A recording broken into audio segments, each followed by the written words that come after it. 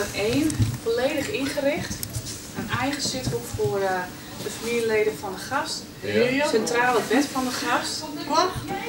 Heel mooi. Mooi uitzicht naar buiten, want ja, het is natuurlijk een mooie ruime tuin. Hele mooie badkamer. Alles gewoon schitterend. En dan hier aan de hoek hebben we nog... het daar onderweg. Het lijkt dan een hotel. Ja, dat vond ik zelf ook. Zo Ja. mooi. Ja. En hier op het hoekje hebben we nog een keukentje.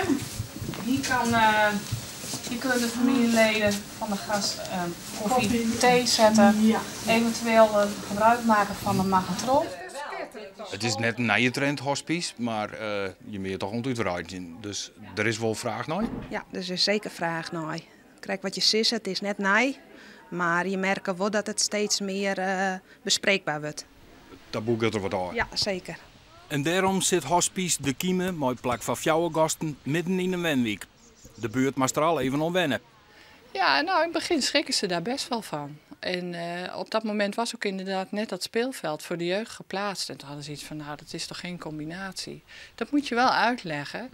Het gebouw is wel heel erg opgeknapt. Dus voor de wijk is het denk ik wel een heel mooi gebouw geworden.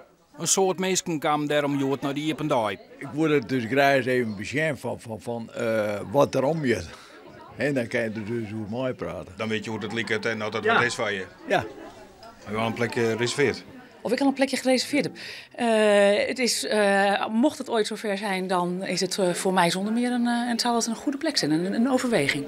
Er wordt rekenen op een verblijf van 3 maanden. Familie, kinderen uit van huisje en meestal mooie meubels en huisdieren meenemen. Die mogelijkheid is er zeker. Ja, we zeggen ik altijd maar zit ja eigen mogelijk. Nou ja, als meeste foto's mooi hebben of een vogeltje bij wijze van spreken, dan is dat allemaal mogelijk. Eigen dekbed, eigen stoel. Een Ja. Deense dag? Nou ja, goed, dat is mogelijk.